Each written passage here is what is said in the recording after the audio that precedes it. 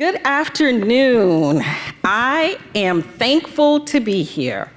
Yes, I am Tonia Ferguson. Most importantly, I am Jared's mom. He just graduated, living his best life as an adult. I bring you greetings from the United States of America, where I live in the great state of Maryland. So in my role as advocate, lobbyist, I received many invitations to speak.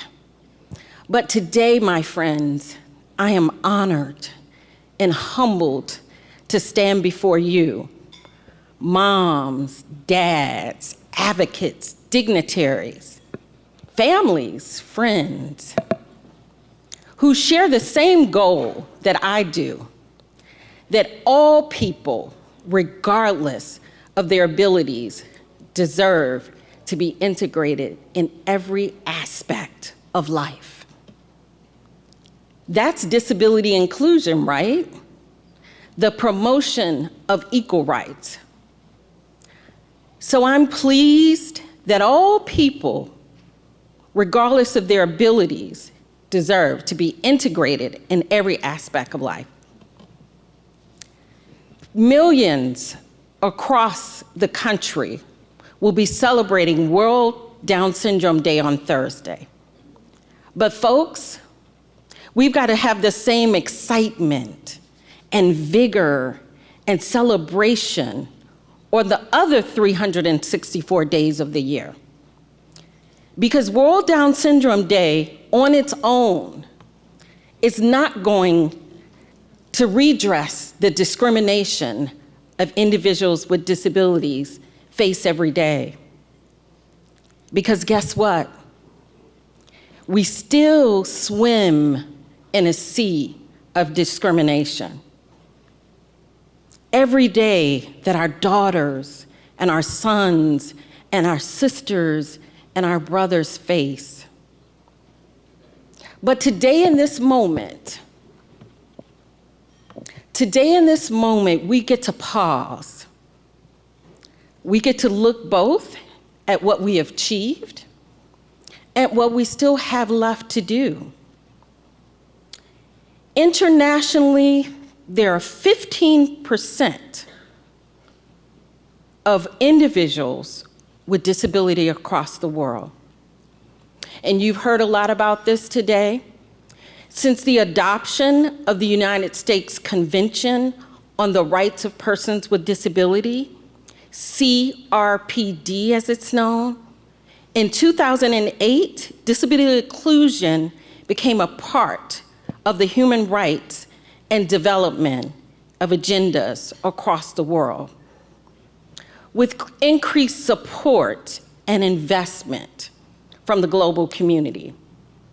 And now, over 180 countries have signed the treaty that people with disabilities have a fundamental right and freedom in all areas of life. Do you guys understand the value of that power? It cannot be underestimated. This is decades of work by the United Nations to change attitudes and approaches to persons with disabilities. It's that unleashing that power and moving the thought forward and not viewing people with disabilities as objects of charity. You know this? Oh, she's so sweet. Oh, we have to protect him or her. Moving from a medical model and that social protection towards viewing people with disabilities as persons with rights. Just like you and I, right? Capable of claiming and making decisions for their lives based on free and informed consent. And I add, with the proper supports surrounded around them, as well as being active members of society. But folks, there's still much work to be done. 80% of persons with disabilities live with a developmental disability in developing countries. And far too many cases of them do not live in a society where they are fully included. We have to align our practices, our policies, and build partnerships to ensure their rights are not stripped from them. Because I will tell you, in 2024, it is unacceptable. Folks, we've got to wake up, right? We got to unleash that power that we have. Do you see the power in this room? We all are part of the inclusion process. By including people with disabilities in sporting goods and sporting events, church activities, employment. By working with other disability organizations to achieve positive change. By supporting the many areas in which all levels of government provide and facilitate change. And you as parents and self-advocates can walk side by side, educating them along the way. Folks, disability inclusion really matters. Every child, every individual has a right to grow up feeling happy, safe, loved, free to play and learn with their peers. Free to have a sense of belonging, right? Free to be valued at home, at school, within their community. But many of our children, they still struggle, right? Stigma and discrimination, barriers. They lead to further isolation, mental health issues, neglect, violence. Every day, 240 million children with disability, or 10% of the world's children, have barriers.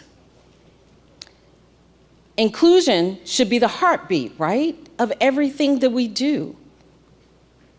So comparing children with and without disabilities, why is it that 49% more likely don't attend school? And this is across the country. 41% of them are discriminated against. 51% of them feel unhappy. We've got to change the narrative, my folks. The time is now. Removing that stigma around disability. We can't leave them behind. And guess what? Y'all got this. You can do this. You can unleash that power.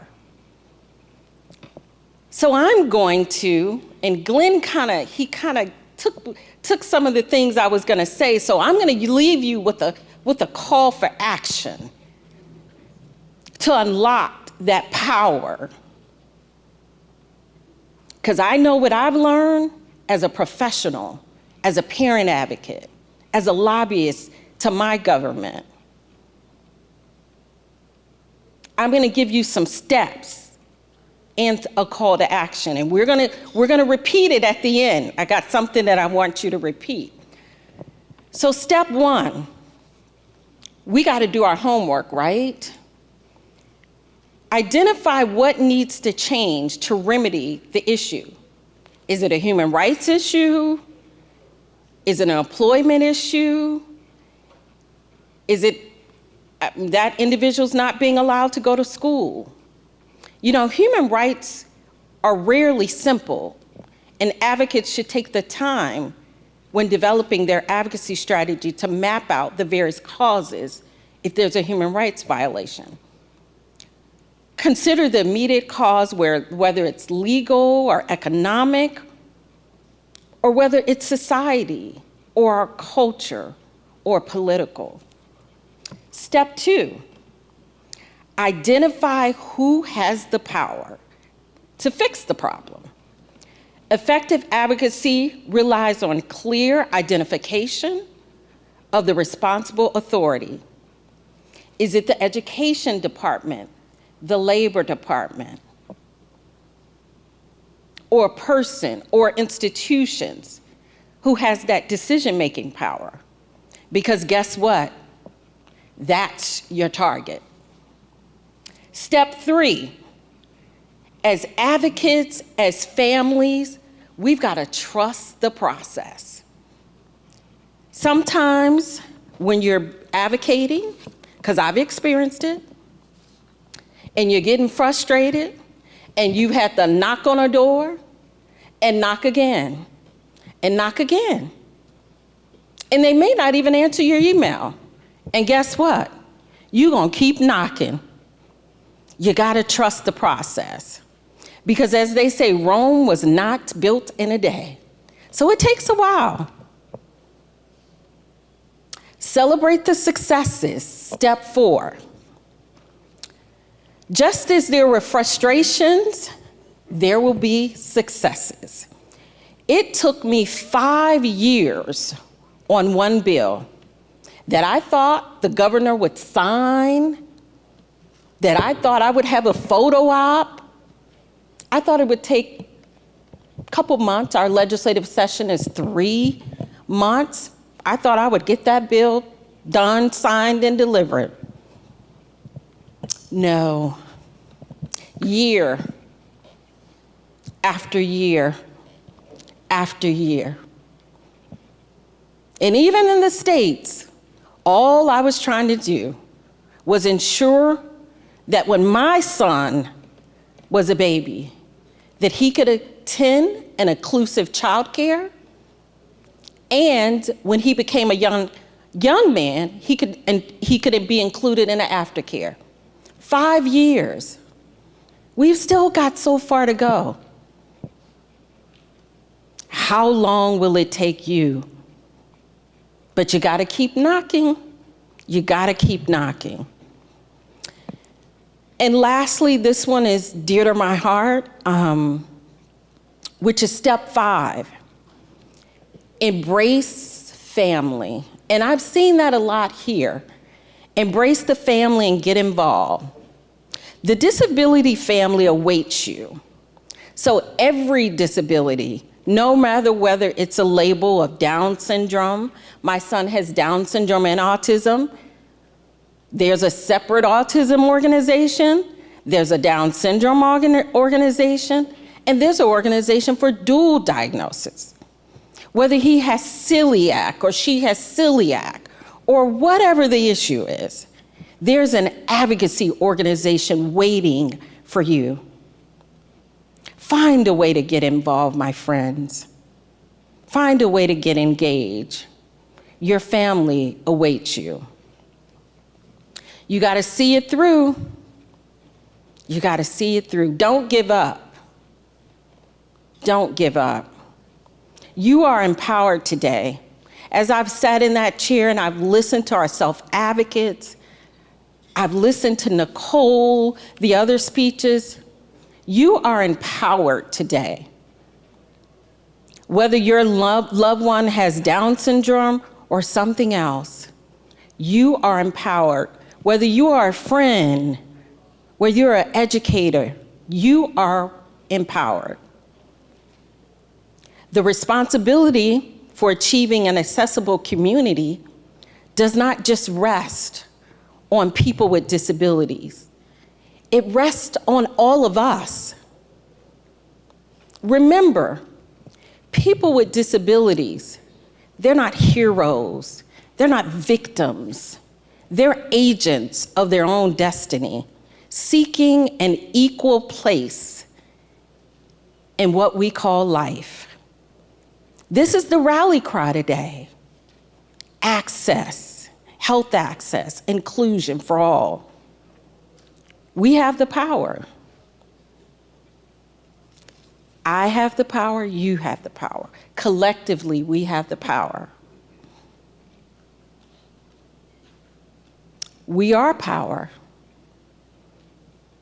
So here's where you guys will have the power. I would love for you to stand. I know you just came back from a break, but we're gonna stand and I'm gonna count to 3 and we're gonna say 2 things. We are the power and we've got the power.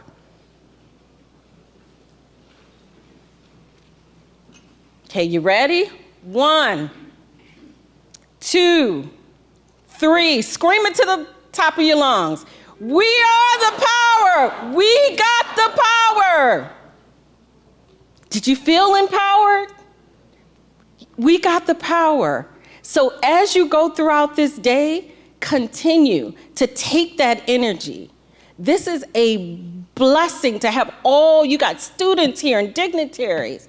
Take that power and use it and unleash it every day. And don't give up. Thank you.